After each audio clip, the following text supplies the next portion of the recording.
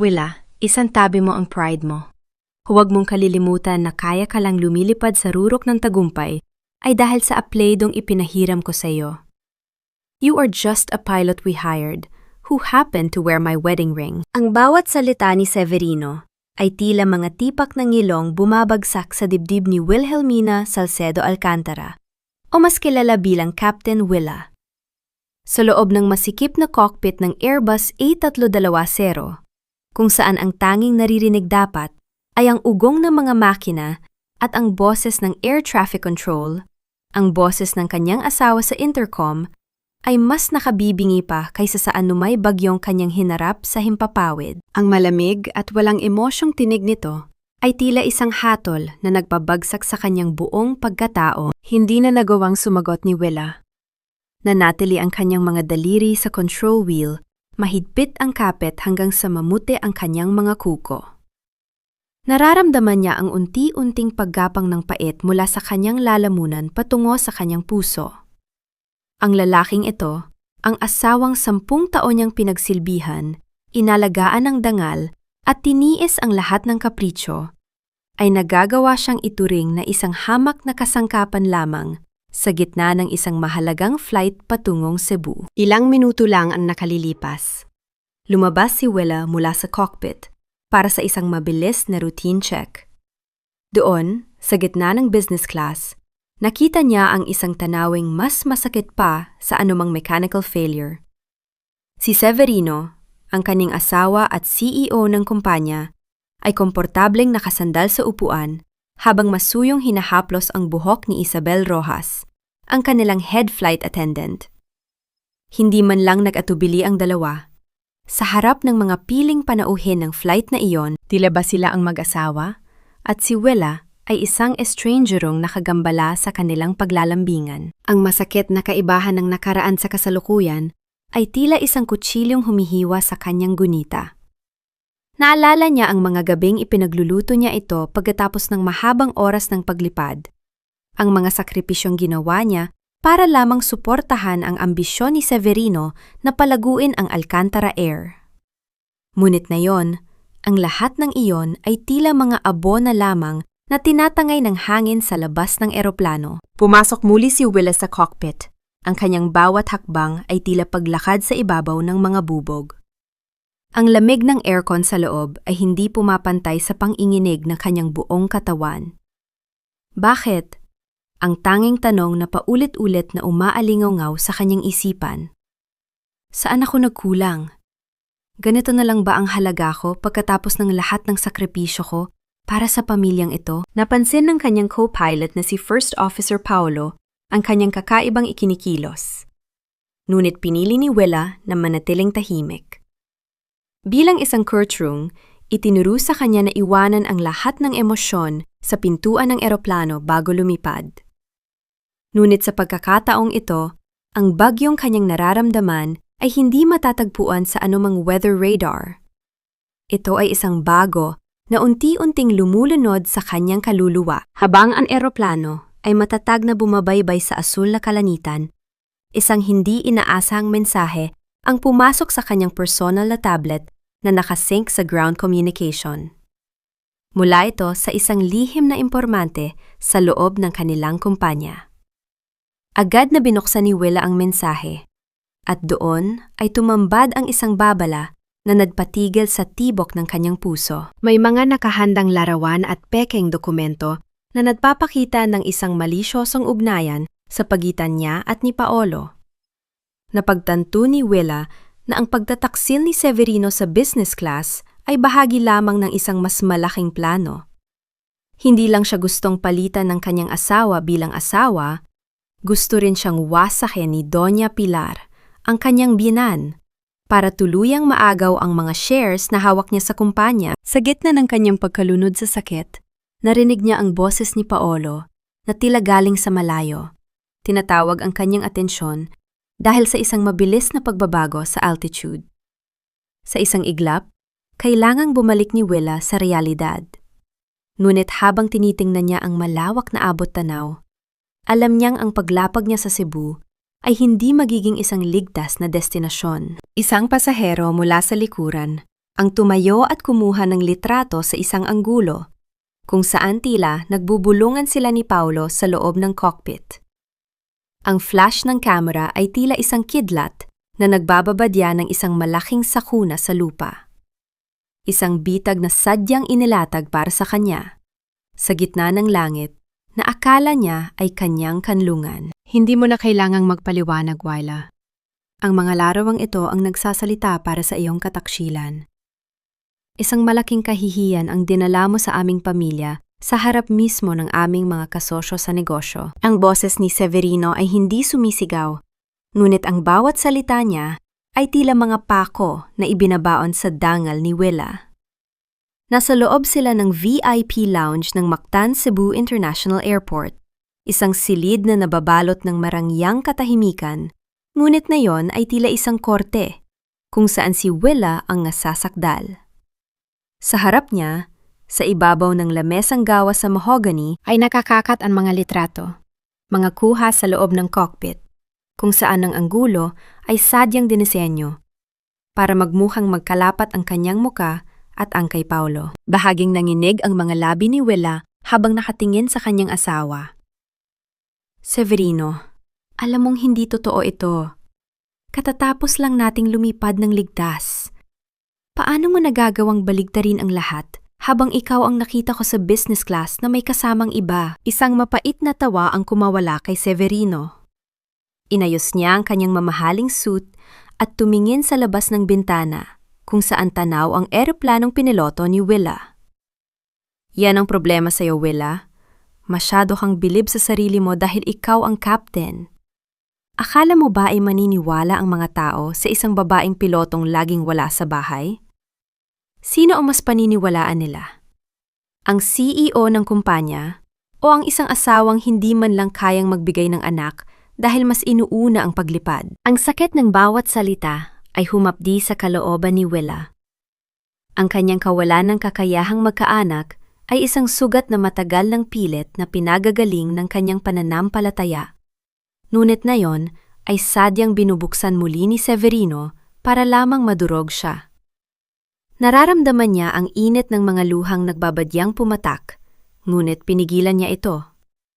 Hindi siya iiyak sa harap ng taong nagnanais siyang mawasak. Biglang bumukas ang pinto ng lounge at pumasok si Doña Pilar Alcantara. Ang kanyang presensya ay tila nagpalamig pa, lalo sa paligid. Ang matanda ay nakasuot ng terno na kulay itim. Ang kanyang mga mata ay matalas at walang bahid ng awa. Hawak niya ang isang rosaryo sa kanyang kaliwang kamay. Isang kabalintunaan sa kasama ang kanyang itinatago. Sapat na ang usapang ito, ani Doña Pilar, habang dahan-dahang lumalapit kay Wyla.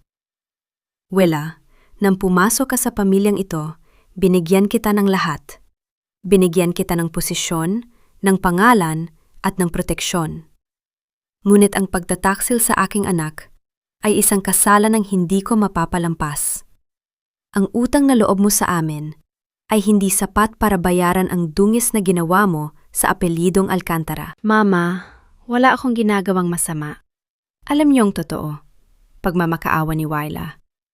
Ang kanyang boses ay bahagyang nanginig sa pag-asang may natitira pang katiting na kataruman sa puso ng matanda. Ngunit tanging isang malamig na tingin ang isinagot ni Doña Pilar.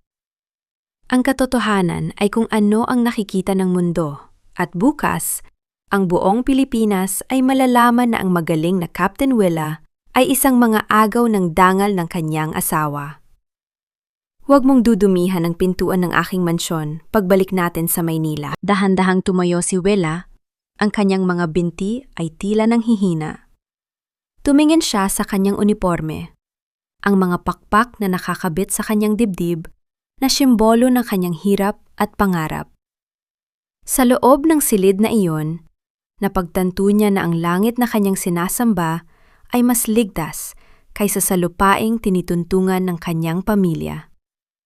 Walang kasing saklap ang pakiramdam na ang mga taong dapat ay nangangalaga sa iyo, ang siyang unang nagtutulak sa iyo sa bangin. Ang katahimikan sa loob ng lounge ay nabasag lamang ng mahinang tunog ng paglapag ng isa pang eroplano sa malayo. Para kay Wyla, Ang bawat segundo ay tila isang taon ng pagdurusa. Wala siyang dalang, kahit ano, kundi ang kanyang bag at ang bigat ng isang kasalanang hindi naman niya ginawa. Huwag mong isiping, makakakuha ka ng kahit isang kusing sa kumpanyang ito, dagdag ni Severino habang papalabas ng pinto, hindi man lang tinitingnan ng asawa. You are grounded, Wyla.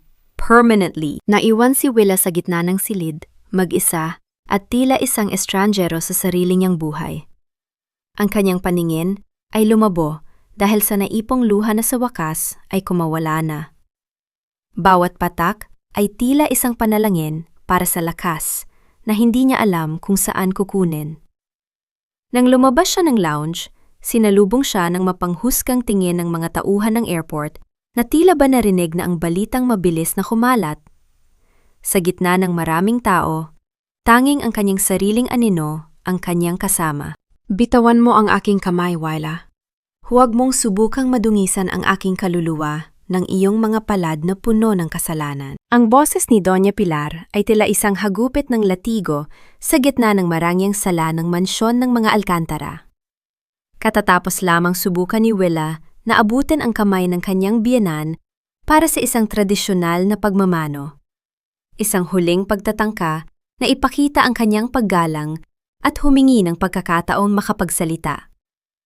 Ngunit mabilis na binawi ng matanda ang kanyang kamay na tila ba ang balat ni Willa ay may dalang nakamamatay na sakit. Nakatayo si Willa sa gitna ng malawak na bulwagan, sa ilalim ng dambuhalang chandelier na nagbibigay ng liwanag sa kanyang panginginig.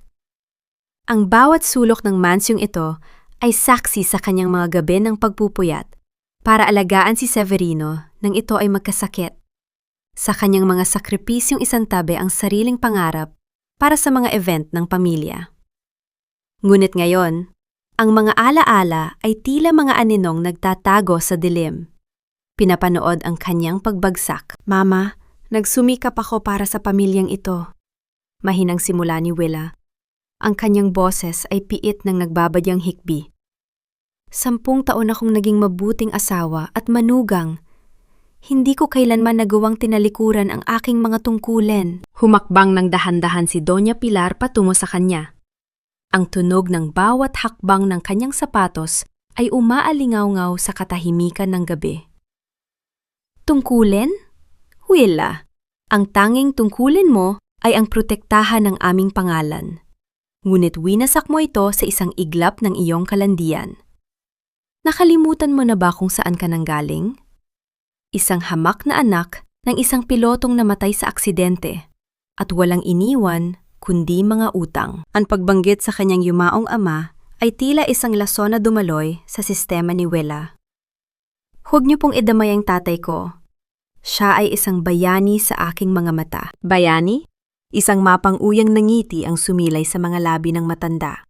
Kung hindi dahil sa utang na loob mo sa amin, nananatili ka sa ng isang hamak na flight attendant at hindi naging crewing? Kami ang nagbayad ng iyong training. Kami ang nagbigay sa iyo ng pakpak para makalipad. Ngunit nakalimutan mo na ang lupaing pinagmulan mo nang matutunan mo ng tumingin sa itaas. Sa isang hudyat ni Doña Pilar, 2 kasambahay ang lumabas dala ang mga maleta ni Willa. Walang pasintabi nilang ibinagsak ang mga ito sa sahig. Ang tunog ng pagtama ng tela sa tiles ay tila huling hininga ng kanyang pananatili sa bahay na iyon. Hindi nagtagal, bumukas ang malaking pinto ng mansyon at tumambad ang malakas na buhos ng ulan sa labas. Lumabas ka na, utos ni Doña Pilar, habang itinatago ang kanyang mga kamay sa loob ng kanyang mamahaling balabal. Mula sa araw na ito, wala nang Willa Salcedo sa pamilyang Alcantara. Isang pagkakamali ang tanggapin ka sa aming tahanan. Napilitang buhatin ni Willa ang kanyang mga maleta sa ilalim ng malamig na ulan. Ang bawat patak ng tubig ay tila nanunuot sa kanyang buto, pinapaalala sa kanya ang kanyang kawalan ng masisilungan. Habang hila-hila niya ang kanyang kagamitan patungo sa tarangkahan, hindi sinasadyang bumukas ang isang zipper ng kanyang bag. Nahulog sa putikan ang isang luma at kupas na litrato. Ang tanging larawan nila ng kanyang ama bago ito mawala. Agad na lumuhod si Willa sa gitna ng ulan. Hindi alintana ang duming kumakapit sa kanyang uniforme. Pinulot niya ang larawan at pilit na pinunasan ng puti gamit ang kanyang nanginginig na mga daliri. "Patawad, Tay!" Bulong niya sa gitna ng iyak na hindi na marinig dahil sa lakas ng ulan. "Patawad kung naging mahina ako." Sa sandaling iyon, isang itim na payong ang biglang sumilong sa kanya, humaharang sa bagsak ng langit. Tiningnan ni Willa ang sapatos ng taong nakatayo sa kanyang harapan at dahan-dahang itiningala ang kanyang paningin. Doon ay tumambad ang mukha ni Lucia, ang kanyang pinsan na akala niya ay nasa ibang lalawigan. Ang ngiti ni Lucia ay tila may dalang init, ngunit ang kanyang mga mata ay may kislap na hindi maipaliwanag ni Willa sa gitna ng kanyang kalituhan. "Ate Willa, halika na," sambit ni Lucia sa isang malambing na tono. "Huwag kang mag-alala, nandito ako. Hindi kita pababayaan." Tila nakahanap ng isang munting liwanag si Willa sa gitna ng kadiliman. Hindi niya alam na ang kamay na humahawak sa payong ay ang parehong kamay na malapit ng bumasag sa huling pag-asang kanyang pinanghahawakan. "Ate Willa, huwag ka nang umiyak. Nandito na ako. Hindi ka nila pwedeng itapon na parang basura lang pagkatapos ng lahat ng ginawa mo para sa kanila. Sa akin ka muna mamamalagi. Ligtas ka rito." Ang mga salitang ito ni Lucia ay tila isang mainit na kumot na bumalot sa nanginginig na katawan ni Willa. Nasa loob sila ng maliit na apartment ni Lucia, malayo sa karangyaan ng mansyon ng mga Alcantara. Ngunit para kay Willa, ang bawat sulok ng silid na yon ay tila isang paraiso dahil sa presensya ng kanyang pinsan. Habang pinatutuyo ni Lucia ang buhok ni Willa gamit ang isang malambot na tuwalya, unti-unting kumalma ang nagangalit na damdamin ng Kerchung. "Salamat, Lucia. Hindi ko alam kung anong gagawin ko kung hindi ka dumating." Mahinang sambit ni Willa habang nakatingin sa isang tasang kape na umuusok pa sa init. Ang panginginig ng kanyang mga kamay ay dahan-dahang nawala, ngunit ang bigat sa kanyang dibdib ay nanatili pa rin. "Ano ba ang plano mo ngayon, ate? Wala silang karapatang bawiin ng lahat sa iyo," tanong ni Lucia. Ang kanyang boses ay puno ng pag-aalala. Ngunit ang kanyang mga mata ay nananatiling nakatuon sa bag ni Willa na nakalapag sa tabi ng sofa. Huminga ng malalim si Willa at dahan-dahang binuksan ang isang maliit na bulsa sa loob ng kanyang bag. Inilabas niya ang isang itim na USB drive. "Eto, Lucia. Ito ang huling baraha ko. Narito ang lahat ng ebidensya ng mga illegal na transaksyon ni Severino sa pondo ng kumpanya. Kasama na rito ang mga dokumentong nagpapatunay na binubulsa nila ang para sa mga benepisyo ng mga pamilya ng mga namatay na piloto. Akala nila ay sapat na ang paalisin ako, pero hindi nila alam na matagal ko na itong pinaghahandaan." Isang saglit na katahimikan ang namayani sa silid. Ang tanging naririnig ay ang mahinang pagpalo ng ulan sa bubong ng apartment. Nanlaki ang mga mata ni Lucia habang nakatingin sa maliit na itim na gamit sa palad ni Willa. "Sigurado ka ba riyan, ate? Kapag lumabas ito, guguho ang buong Alcantara Air." "Iyon ang nararapat sa kanila, Lucia. Gusto kong makuha ang hustisya hindi lang para sa sarili ko, kundi para sa mga taong ninakawan nila ng kinabukasan." Determinadong sagot ni Willa. Dahil sa labis na pagod at puyat mula sa sunod-sunod na unos na humagupit sa kanyang buhay, hindi na napansin ni Willa ang kakaibang kislap sa mga mata ng kanyang pinsan. "Sige na ate, matulog ka na muna. Hayaan mo nga ako ang magbantay sa iyo ngayong gabi. Kailangan mo ng lakas para sa laban mo bukas." Malambing na sabi ni Lucia habang inaalalayan si Willa patungo sa maliit na silid tulugan. Nang maramdaman ni Willa ang lambot ng unan, tila ba bumigay na ang kanyang buong pagkatao? Sa loob man ilang minuto, dahil sa sobrang kapaguran, mahimbing na nakatulog ang Kerchung. Ang kanyang huling alaala bago magdilim ang paningin ay ang malambot na haplos ni Lucia sa kanyang noo, gaya ng ginagawa nila noong mga bata pa sila. Ngunit habang natutulog si Willa, isang ibang senaryo ang nagaganap sa loob ng apartment. Dahan-dahang bumangon si Lucia at lumapit sa sofa kung nasaan ang bag ni Willa. Ang kanyang mga kamay ay nanginginig hindi dahil sa takot, kundi dahil sa pananabik. Mula sa loob ng bag, kinuha niya ang USB drive. Isang mapait na ngiti ang gumuhit sa mga labi ni Lucia habang tinitingnan ang natutulog na pinsan. Patawad, Ate Willa, pero pagod na rin akong maging anino mo lang. Pagod na akong makita kang palaging nasa itaas habang ako ay nasa ibaba. Ang pagkakataong ito ang mag-aangat sa akin sa putikan. Dahan-dahang binuksan ni Lucia ang pinto ng apartment. Maingat na hindi makalika ng anumang tunog na makakagising kay Willa.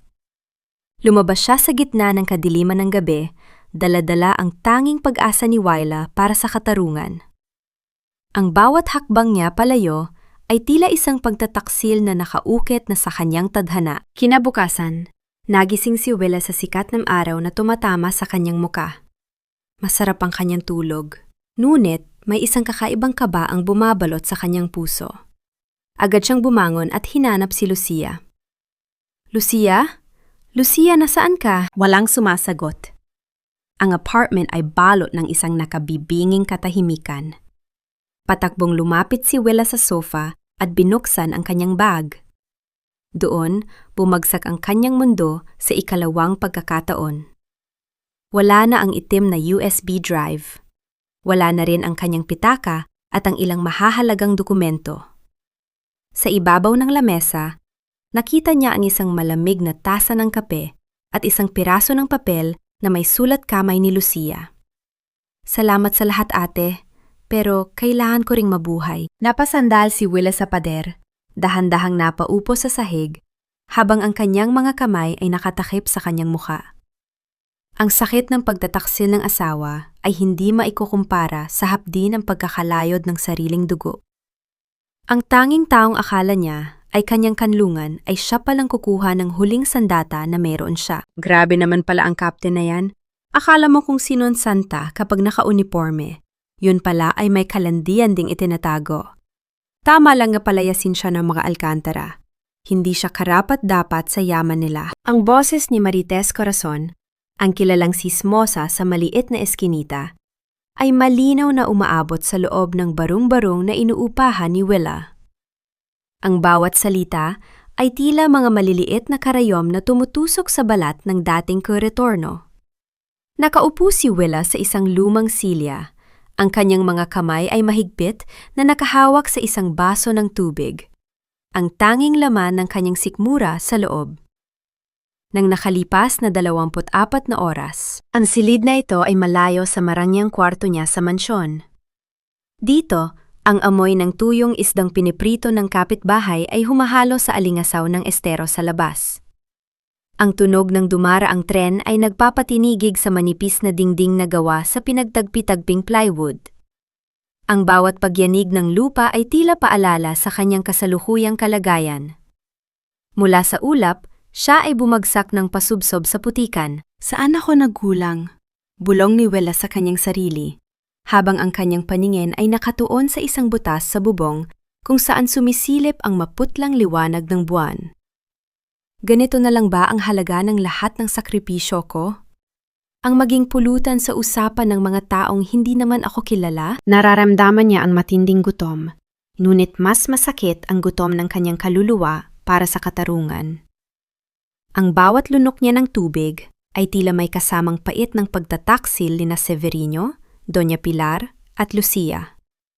Ang kawalan ng pera, ang kawalan ng kaibigan, at ang pagkawala ng kanyang dangal ay tila isang mabigat na tanikalang pumipigil sa kanya na muling tumayo. Ang kanyang uniforme, na dati ay maayos na nakasabit at plansado, ngayon ay nakatiklop na lamang sa isang lumang plastic bag, marumi at may mansa ng putik mula sa huling gabi niya sa mansyon. Sinubukan ni Willa na ipikit ang kanyang mga mata para takasan ang realidad. Ngunit ang boses ni Marites sa labas ay tila walang katapusan.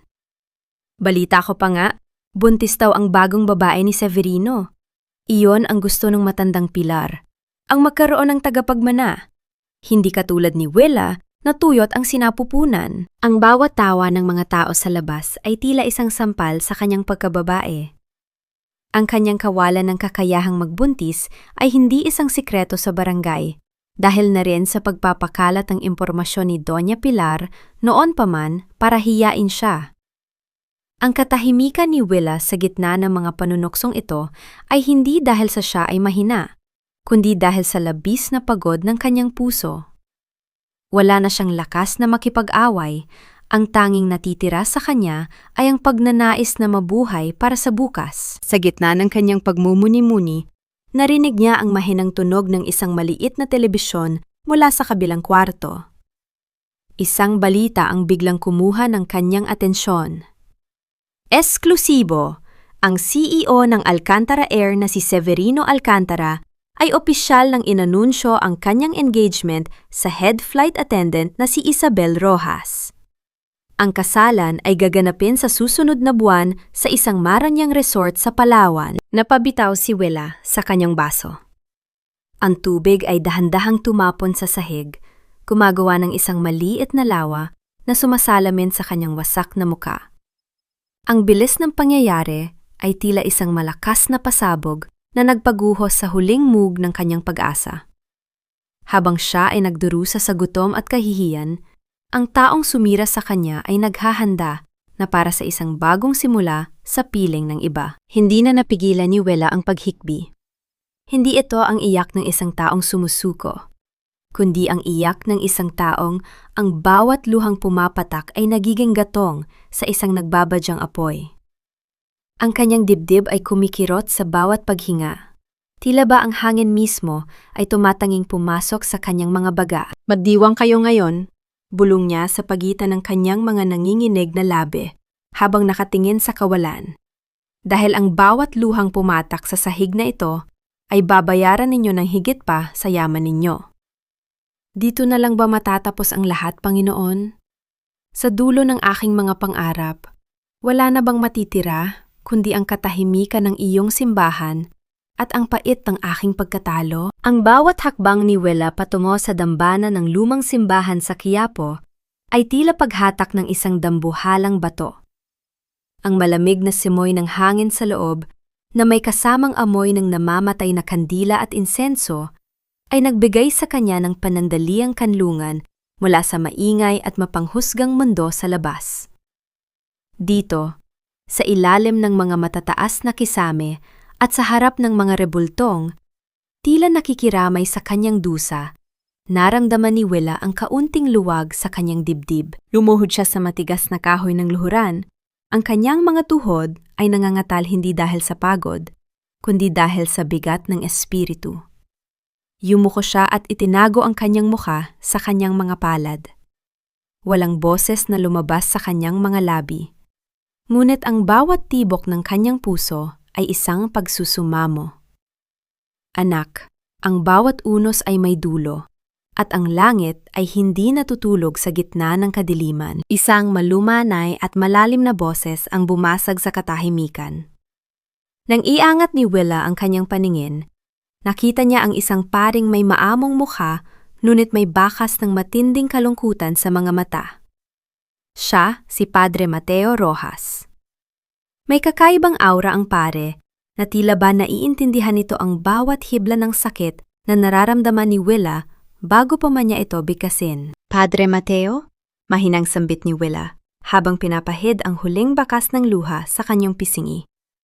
Nawala na ang lahat sa akin. Ang aking asawa, ang aking dangal, at maging ang aking sariling pamilya. Paano ko pa mahahanap ang daan pabalik? Lumapit ang pari at naupo sa tabi niya, pinapanatili ang isang magalang na distansya. Ang daan ay hindi nawawala, Willa. Minsan, kailangan lang nating dumaan sa madidilim na eskinita para makita ang tunay na liwanag. Kilala kita, Captain.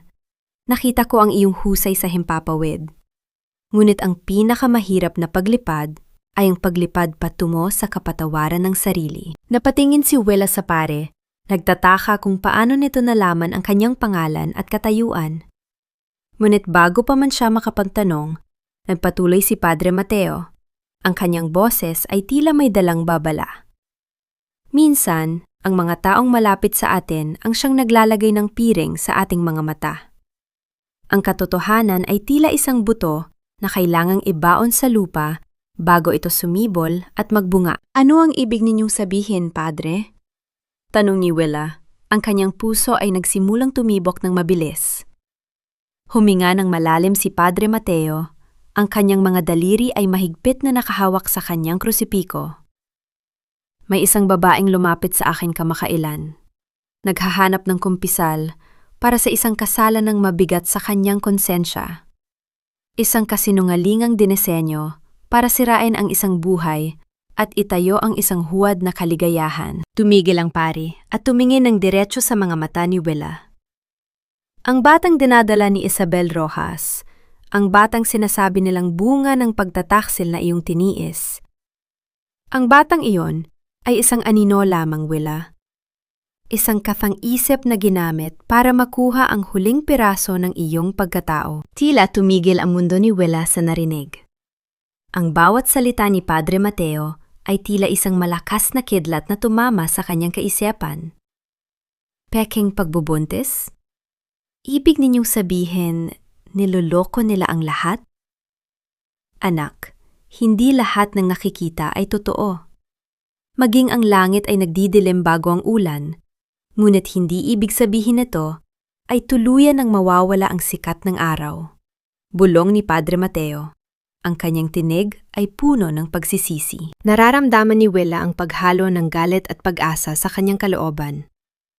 Kung totoo ang sinasabi ng pare, meron pa siyang pagkakataong mabawi ang kanyang dangal. Ngunit bakit ito sinasabi sa kanya ni Padre Mateo? Ano ang kaugnayan ng pare sa babaeng sumisira sa kanyang buhay?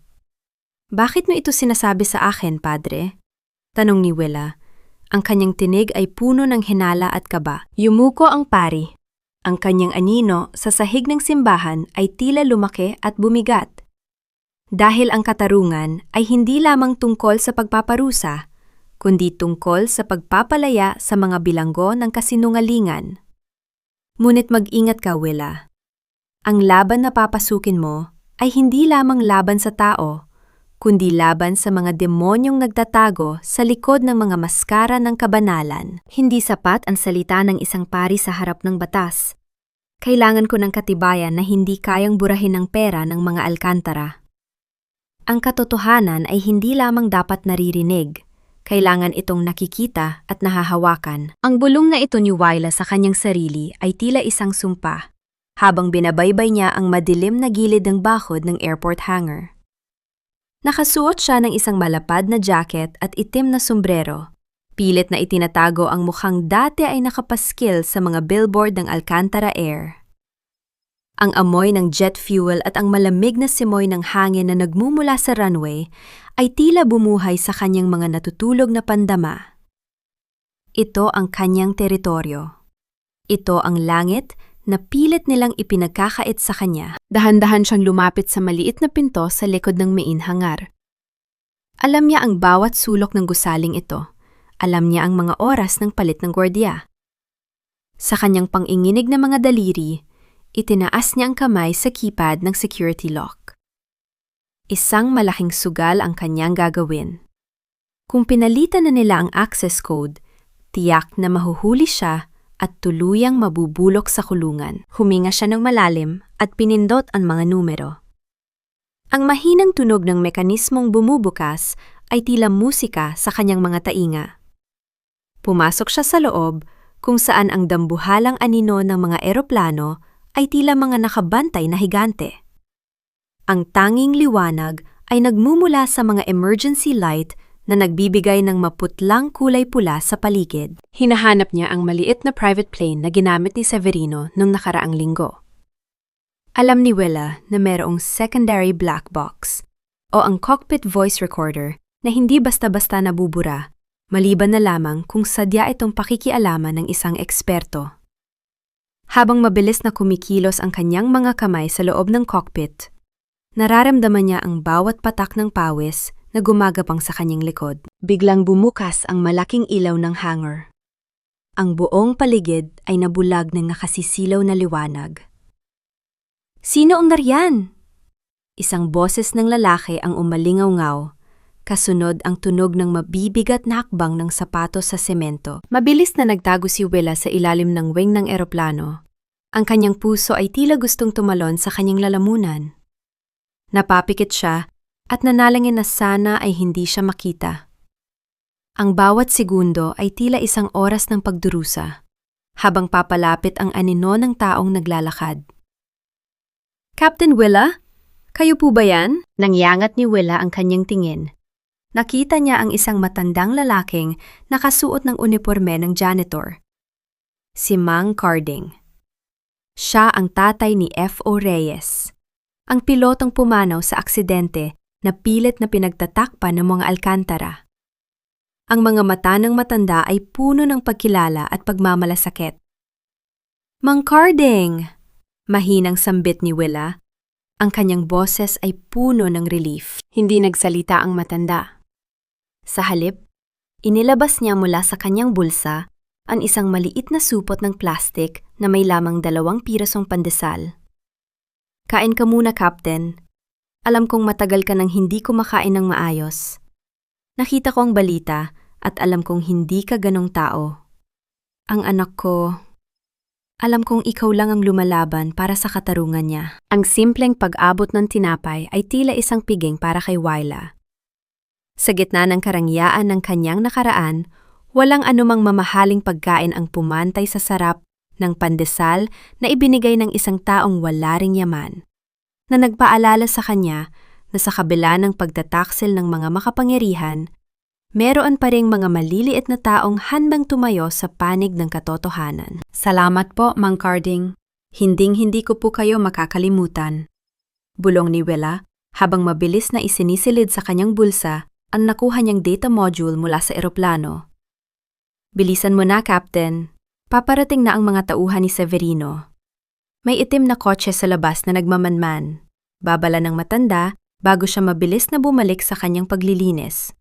Tila walang nangyari. Mabilis na lumabas si Willa sa likurang bahagi ng hangar. Pagdating niya sa dilim ng kalsada, agad niyang isinalpak ang isang maliit na earphone sa kanyang cellphone para pakinggan ang huling recording mula sa module. Sa simula, tanging static ang kanyang naririnig. Ngunit kalaunan ay lumitaw ang boses ni Severino, malamig at walang bahid ng pag-aalinlangan. Gawin mo mukhang aksidente ang lahat pagkatapos nating makuha ang pirma niya sa waiver, Pilar. Hindi pwedeng mabuhay ang babaeng yan nang alam ang lahat ng dumi natin. Kapag hindi siya nakuha sa hiya, kukuha natin siya sa dahas. Napahinto si Willa sa paglalakad. Ang kanyang buong katawan ay nanikas sa takot at galit. Hindi lang pala dangal ang gustong kunin sa kanya ng mga alkantara. Ang kanyang buhay ang susunod na target. Ang itim na kotseng binanggit ni Mang Carding ay dahan-dahang lumitaw sa dulo ng kalsada. Ang mga headlights nito ay tila mga mata ng isang Manila na handang sumunggab. Hindi ako takot mamatay, Severino. Mas takot akong mamatay ang katotohanan kasabay ng huling hininga ko. Ang bulong na ito ni Willa ay tila isang banal na panata, habang pilit niyang pinatatahimik ang kanyang paghinga sa loob ng isang madilim na eskinita. Ang itim na kotseng kanina panagmamanman ay dahan-dahang dumaan sa kanyang harap. Ang liwanag ng headlights nito ay tila humahalughog sa bawat sulok ng gabi. Nang tuluyan itong lumayo, napasandal si Willa sa malamig na pader, mahigpit na nakahawak sa data module na tila ba ito ang kanyang huling hininga. Lumipas ang ilang araw ng pagtatago, ng pagkain ng kung ano lang ang makayanan, at ng pagpaplano sa gitna ng katahimikan. Ngunit ang gabi ng anibersaryo ng Alcantara Air ay dumating na. Ang gabing itinakda ni Severino at Doña Pilar para ipagdiwang ang kanilang tagumpay at ang formal na pagsasali ng kapangyarihan. Habang ang buong lungsod ay abala sa kanilang buhay, ang Manila Hotel ay nagliliwanag, handang tanggapin ang mga pinakamataas na tao sa lipunan. Sa loob ng kanyang munting silid sa barangay, inilabas ni Willa ang kanyang uniforme. Maingat niya itong pinaplantsa gamit ang isang lumang plantsang hiram lamang sa kapitbahay. Ang bawat hagod ng mainit na bakal sa tela ay tila pagpawi sa mga lamat ng kanyang pagkatao. Ang mga medalya at ang 4 na bar sa kanyang balikat ay muling kuminang, hindi dahil sa yaman, kundi dahil sa danggal na hindi kailanman nanakaw ng mga alkantara. Isang mahinang katok sa pinto ang bumasag sa kanyang konsentrasyon. Nang buksan niya ito, tumambad ang mukha ni Lucia. Ang kanyang pinsan ay mukhang haggard. Ang mga mata ay puno ng pagsisisi at takot. May dala siyang isang maliit na sobre. Ang kanyang mga kamay ay nanginginig habang iniaabot ito kay Willa. Ate Willa, patawad. Bulong ni Lucia. Ang boses ay halos hindi marinig dahil sa hagulhol. Ibinigay ko ang USB kay Doña Pilar dahil kailangan ko ng pera para sa operasyon ni nanay. Pero hindi ko akalain na aabot sila sa puntong papatayin kanila. Narinig ko sila, ate. Narinig ko ang utos ni Severino. Tumingin ng malalim si Willa sa kanyang pinsan. Walang galit sa kanyang mga mata. Tanging isang malalim na pagkapagod. Ang tiwala ay parang pakpak ng eroplano, Lucia. Kapag nabali ito sa gitna ng himpapawid, wala nang paraan para itama pa ang pagbagsak. Pinatawad na kita para sa aking sariling kapayapaan, pero hindi na kita kailangan sa aking paglalakbay. Ate, nasa loob ng sobrang yan ang access card para sa backstage ng ballroom. Yan lang ang tanging paraan para makapasok ka ng hindi nahaharang ng mga guard, sabi ni Lucia habang dahan-dahang umaatras, hindi makatingin ng diretsyo sa mga mata ni Willa. Nang makaalis si Lucia, hinarap ni Willa ang salamin. Isinuot niya ang kanyang cap, inayos ang kanyang buhok, at huminga ng malalim. Ang babaeng nakatingin sa kanya sa salamin ay hindi na ang asawang nagmamakaawa para sa pag-ibig, kundi ang isang coach ring na handang harapin ang pinakamalakas na turbulence ng kanyang buhay. Habang naglalakad siya patungo sa Manila Hotel, ang bawat hakbang niya ay may kasamang bigat at otoridad. Ang mga tao sa paligid ay napapatingin sa kanya. Isang babaeng nakauniporme ng piloto, naglalakad ng mag-isa sa gitna ng mga taong nakasuot ng gown at tuxedo. Tila siya isang agilang sugatan, ngunit tumatangging sumuko sa lupa. Pagdating sa gilid ng hotel, nakita niya ang mahigpit na seguridad. Ang mga tauhan ni Severino ay nagmamasid. Hawak ang mga larawan niya para matiyak na hindi siya makalalapit. Ngunit gamit ang access card na ibinigay ni Lucia, pumasok si Willa sa gilid ng service entrance. Dumadaan sa gitna ng mga kusinero at waiter na masyadong abala para mapansin siya. Naririnig na niya ang tugtog ng orchestra mula sa ballroom, isang masayang himig na kabaligtaran ng dilim na bumabalot sa katotohanan. Ang bawat nota ng biolin ay tila nagpapabilis sa tibok ng kanyang puso. Tumayo siya sa likod ng malaking kurtina ng entablado, pinapanood ang kanyang asawa na nakatayo sa harap ng mikropono. Masayang nakikipag-usap sa mga investors, habang si Isabel ay nakakapit sa kanyang braso. Hawak ang kanyang tiyan na tila ba may buhay sa loob nito. Hinawakan ni Willa ang module sa kanyang bulsa. Ang sandaling ito ang kanyang magiging huling lipad. Kung babagsak man siya, titiyakin niyang kasama niyang guguho ang buong imperyong itinayo sa ibabaw ng mga kasinungalingan. Willa, umalis ka na bago ko patawagin ang mga security. You're making a scene, and you look desperate. Huwag mo nang ipahiya ang sarili mo sa harap ng mga taong ito. Ang boses ni Severino ay pumailan lang sa buong ballroom. Hindi dahil sa malakas ang kanyang pagkakasabi, kundi dahil biglang tumigil ang musika at ang tawanan ng mga panauhin nang bumukas ang dambuhalang pinto ng bulwagan. Nakatayo si Willa sa gitna ng pasilyo. Ang kanyang puting uniporme ay tila naglalabas ng sariling liwanag sa gitna ng nagkikinangang mga gown at tuxedo. Ang bawat hakbang niya sa ibabaw ng pulang karpet ay may kasamang awtoridad na hindi kayang bilhin ng salapi. Ang amoy ng mamahaling pabango at ang alingasaw ng alak sa loob ng Manila Hotel ay tila nasasakal sa presensya ni Willa. Ang mga bulong-bulungan ay mabilis na kumalat sa bawat mesa, tila mga bubuyog na naghahanap ng madadapuan. Yan ba ang pilotong babae? Ang kapal ng mukha, pumunta pa rito pagkatapos ng ginawa niya. Ang mga mapanghusgang mata ng mga elitista ay nakatuon sa kanya. ngunit nanatiling diretso ang tingin ni Willa sa entablado. Sa ibabaw ng stage, si Doña Pilar ay nanatiling nakaupo ng tuwid. Ang kanyang mga kamay ay mahigpit na nakahawak sa kanyang gintong clutch bag. Ang kanyang muka ay tila isang maskara ng porselana. Malamig, walang emosyon, at tila hindi tinatabla ng kahihiyan. Sa tabi niya, si Isabel ay sadyang humilig sa balikat ni Severino.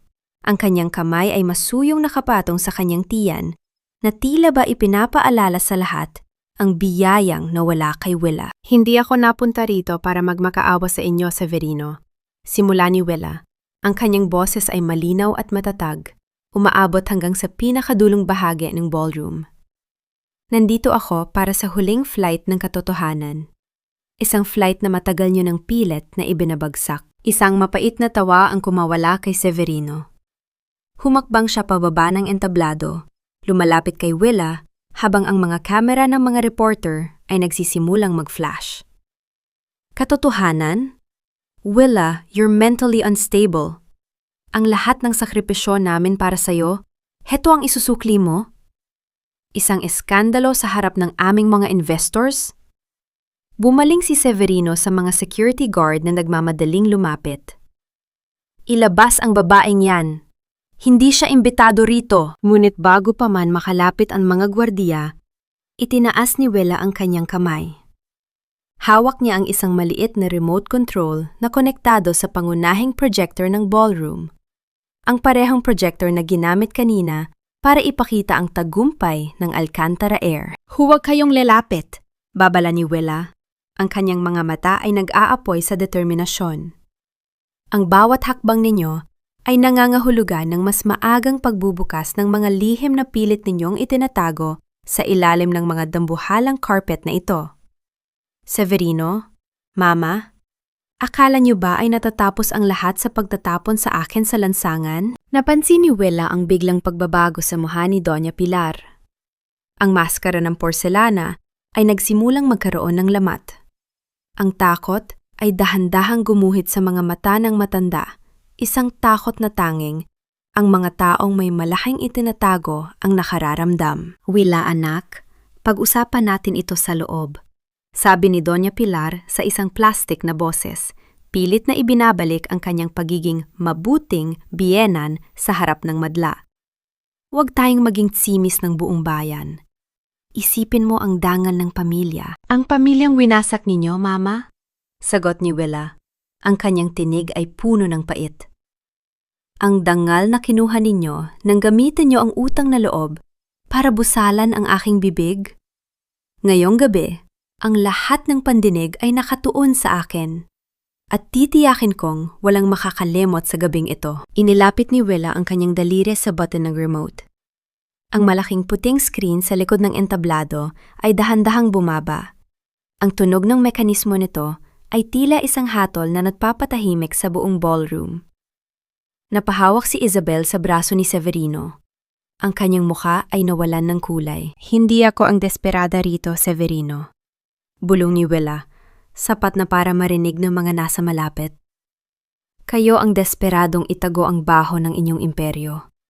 Pero sa gabing ito, ang lahat ng lihim ninyo ay lilipad kasama ko. Pindutin mo ang bato na yan, Willa, at titiyakin kong ito na ang huling gabi na makikita mo ang liwanag ng buwan. Huwag mong subukan ang pasensya ko. Ang banta ni Severino ay tila isang desperadong hiyaw ng isang hayop na nasusukol sa kanto. Ngunit hindi kumurap si Willa. Sa isang mabilis na pagpindot ng kanyang daliri, ang dambuhalang screen sa likuran ng entablado ay nabuhay. Ang katahimikan sa loob ng Manila Hotel Ballroom ay naging kasing bigat ng tingga. Ang lahat ng mata, ng mga senador, ng mga dambuhalang negosyante at ng mga banyagang investors ay nakatuon sa naglalarong mga imahe at dokumento. Hindi ito mga larawan ng bakasyon.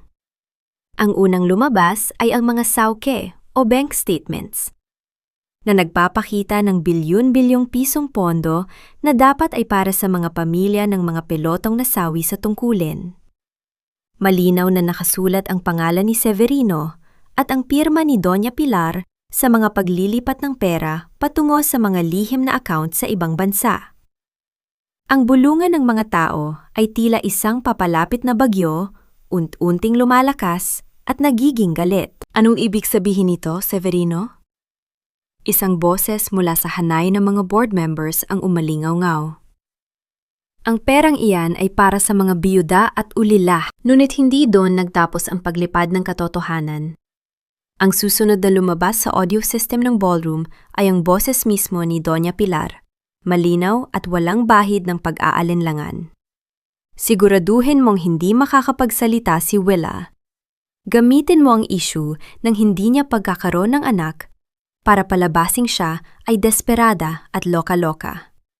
Kapag nakuha na natin ang pirma niya sa waiver ng shares, itapon mo na siya sa kalsada. Napasinghap ang buong madla.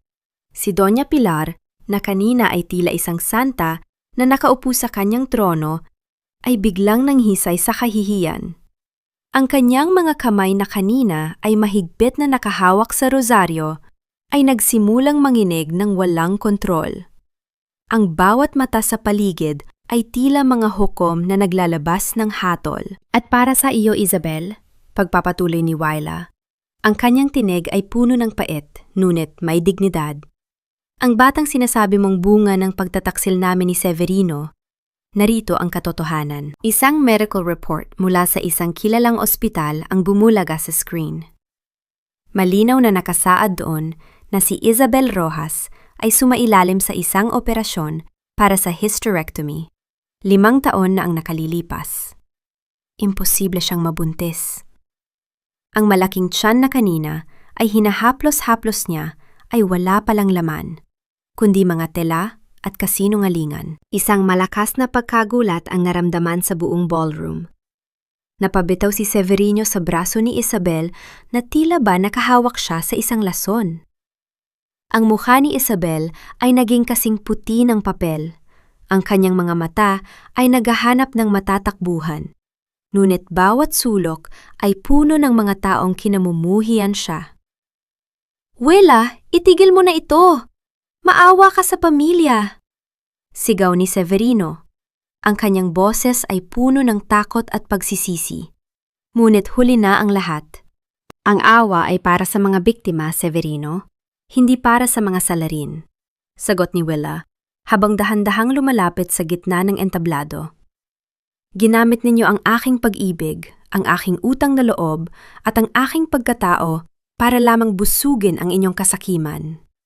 Ngayong gabi, ang Alcantara Air ay hindi nalilipad sa ilalim ng inyong mga pakpak na puno ng dumi. Ang tunog ng mabibigat na hakbang ng mga sapatos sa labas ng ballroom ay naging hudyat ng pagtatapos. Bumukas ang mga pinto at pumasok ang mga operatiba ng National Bureau of Investigation. Ang kinang ng mga posas sa ilalim ng mga chandelier ay tila isang malupit na paalala na ang katarungan, gaano man katagal, ay palaging dumarating. Napanood ni Willa kung paano pinalibutan ng mga awtoridad si Severino at si Doña Pilar. Ang matanda ay naghihisterya, sumisigaw ng kanyang mga koneksyon.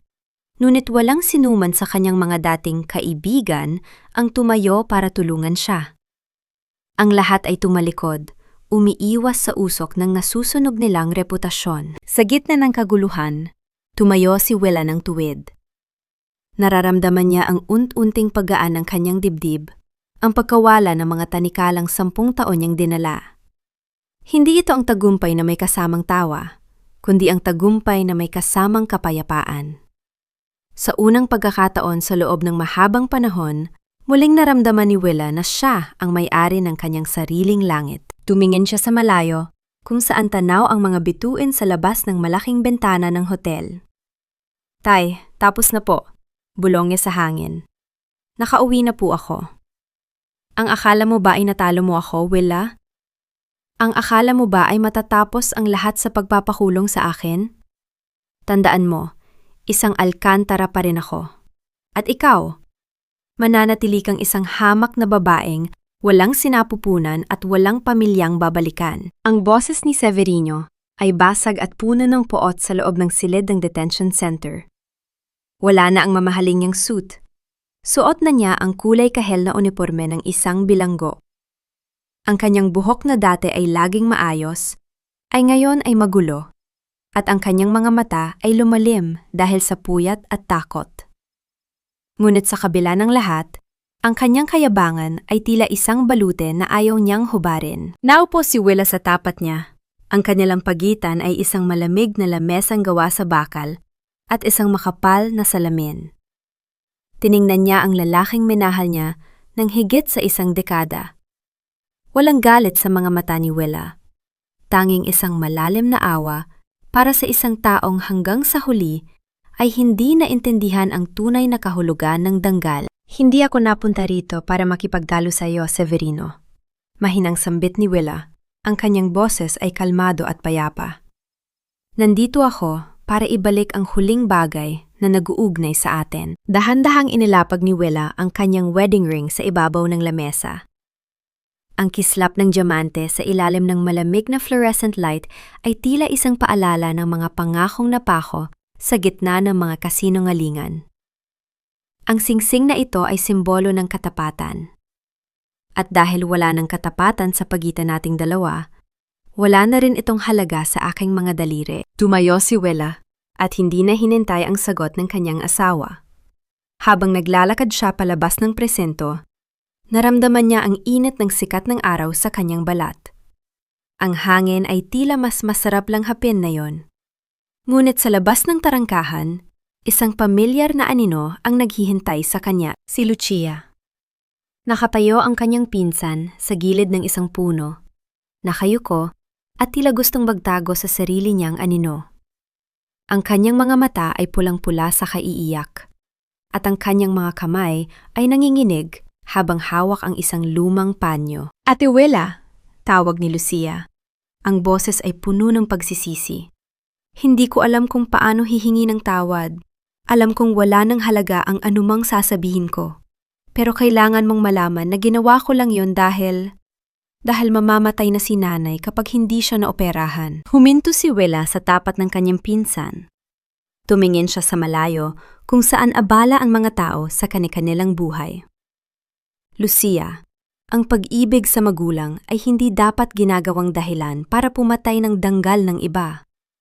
Pinatawad na kita, hindi dahil karapat-dapat ka, kundi dahil ayaw kong bitbitin ang bigat ng galit sa aking paglalakbay. Kinuha ni Willa ang isang puting sobre mula sa kanyang bag at inabot ito kay Lucia. Yan ay sapat na para sa operasyon ng nanay mo at para makapagsimula kayo ng bagong buhay sa probinsya. Pero yan na ang huli, Lucia. Pinatawad na kita, pero hindi na kita kilala. Huwag mo na sana akong hahanapin pa. Hindi na hinintay ni Willa ang pasasalamat ng pinsan.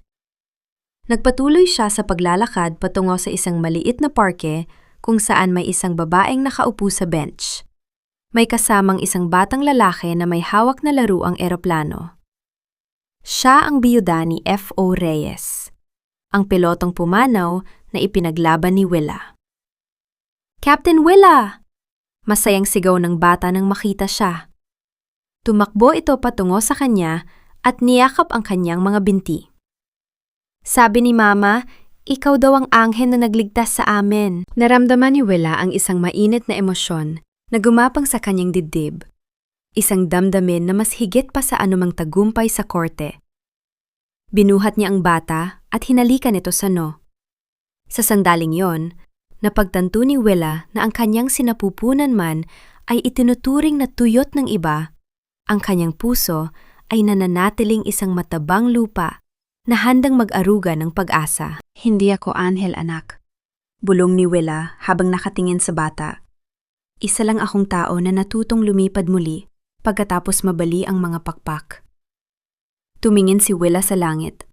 Wala na ang mga itim na ulap. Ang sikat ng araw ay nagbibigay ng gintong kulay sa paligid. Tila ba nagbababadya ng isang bagong simula? Alam ni Willa na marami pang sugat ang kailangang gamutin at marami pang alaala ang kailangang ibaon.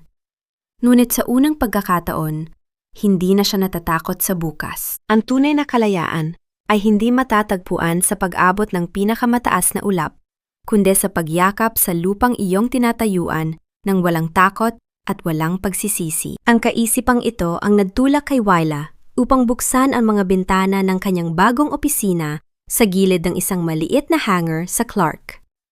Wala na ang dambuhalang logo ng Alcantara Air. Sa halip, isang simple ngunit eleganteng disenyo ng isang agilang may nakabukadkad na mga pakpak ang nakapinta sa pader na may pangalang Salcedo Wings. Hindi ito isang higanteng kumpanya, ngunit bawat sentimo ng puhunan nito ay nagmula sa katarungan at sa kanyang sariling pagsisikap. 1 taon na ang lumipas mula nang gumuho ang imperyo ng mga Alcantara.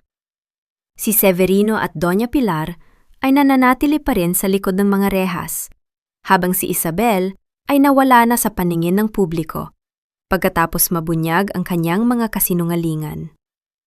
Para kay Willa, ang mga balitang yon ay tila mga pahina na lamang ng isang lumang libro na ayaw na niyang buksan pang muli. Ang kanyang mundo ngayon ay umiikot sa pagbibigay ng pagkakataon sa mga pilotong katulad niya.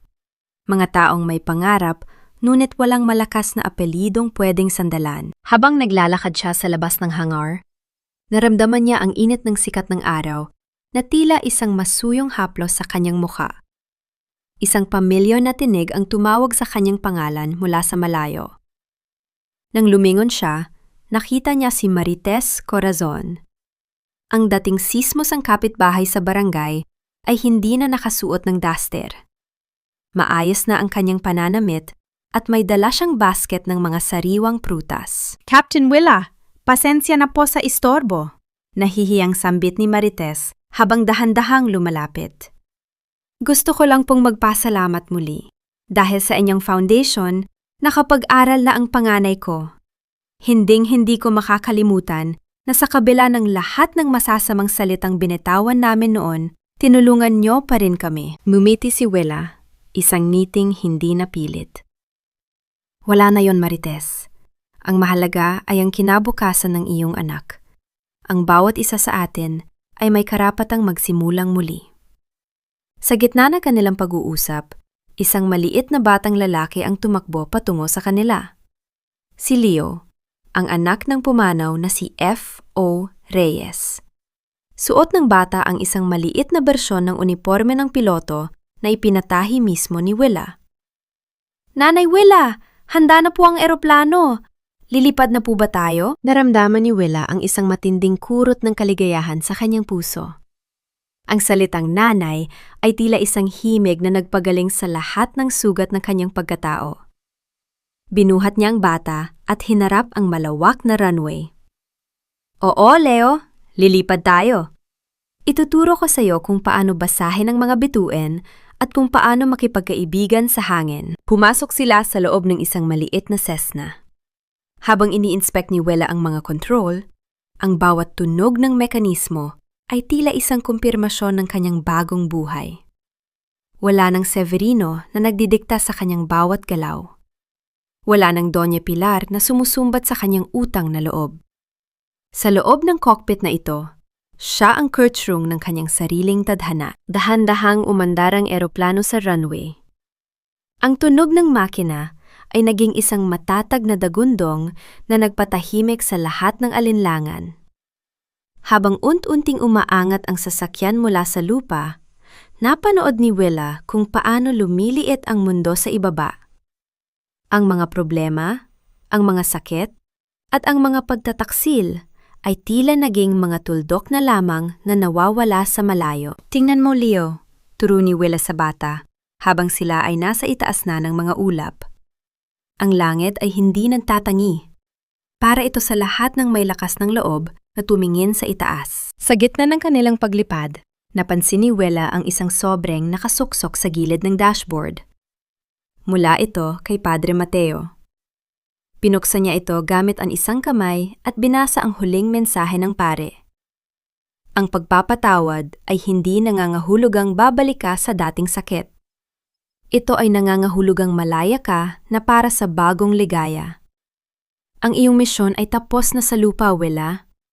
Oras na para maghari sa sarili mong langit. Isang luha ng kagalakan ang dahan-dahang gumulong sa pisingi ni Willa. Hindi ito luha ng pait, kundi luha ng pasasalamat. Ang bawat turbulence na kanyang hinarap ay nagpatatag lamang sa kanyang mga pakpak. Habang ang eroplano ay patuloy na lumilipad patungo sa bukang liwayway, alam ni Willa na natagpuan na niya ang kanyang tunay na destinasyon. Lumipas ang 5 taon na tila ba, isang mabilis na paglipad sa gitna ng maaliwalas na panahon. Sa isang tahimik na dalampasigan sa Cebu, kung saan ang kulay ng langit sa dapit hapon ay naglalaro sa pagitan ng kahel at lila, nakatayo si Willa Salcedo. Wala na ang mabigat na uniporme ng isang korporasyon. Suot niya ang isang simpleng puting bestido na sumasabay sa ihip ng hanging dagat. Ang kanyang mukha, na dati ay puno ng pag-aalala at pait, ngayon ay mababakas ang isang uri ng kagandahang tanging ang kapayapaan ng loob ang makapagbibigay. Sa di kalayuan, tanaw niya ang 10 taong gulang na si Leo na masayang nagtatayo ng kastilyong buhangin. Ang tawa ng bata ay tila isang banal na himig na humahaplos sa puso ni Willa. Sa bawat takbo at galaw ni Leo, nakikita niya ang bunga ng kanyang desisyong tumayo at lumaban.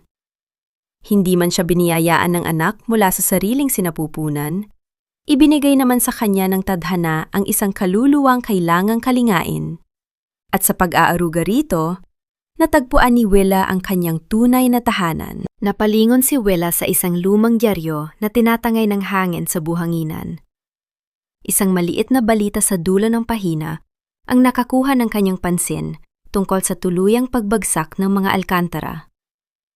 Si Severino ay nananatiling bilanggo ng kanyang sariling mga maling desisyon, habang si Doña Pilar ay balita sa barangay na nabubuhay na lamang sa mga alaala ng nakaraang karanyaan na wala nang nakakaalala.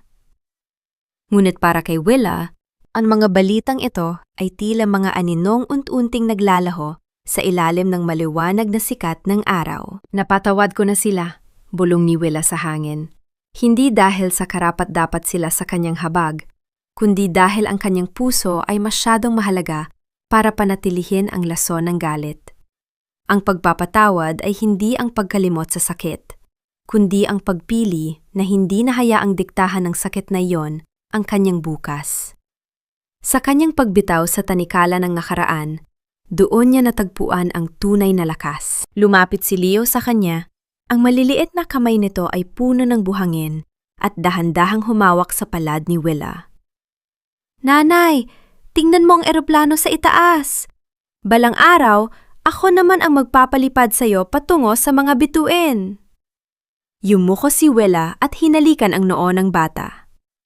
"Hihintayin ko ang araw na yon, anak, pero tandaan mo, ang pinakamahalagang paglipad ay hindi ang pag-angat sa lupa, kundi ang pananatiling matatag ang puso kahit anong bagyo ang dumating." Sa sandaling iyon, napagtanto ni Willa ang mahalagang aral ng kanyang paglalakbay.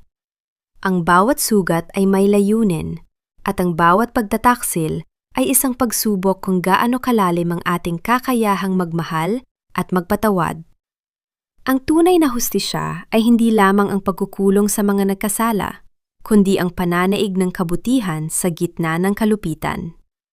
Ang halaga ng isang babae ay hindi nasusukat sa apelidong kanyang dala o sa yaman ng kanyang pamilya, kundi sa tibay ng kanyang paninindigan at sa linis ng kanyang danggal. Habang dahan-dahang lumulubog ang araw sa abot tanaw, huling tumingin si Willa sa malawak na karagatan. Ang langit ay hindi kailanman naging pag-aari ng mga alkantara.